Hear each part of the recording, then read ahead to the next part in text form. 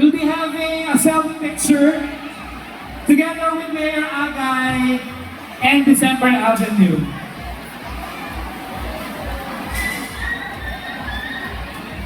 And while we're having our selfie, one and I for all the Quinteños and to all our guests from other, of course, from other towns and cities, lumaya, magpalaya,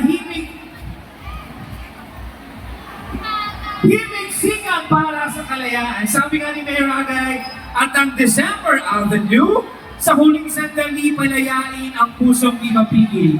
Hanggang sa dulo ng walang hanggan, yung puso mo matatagpuan din ang para sa iyo.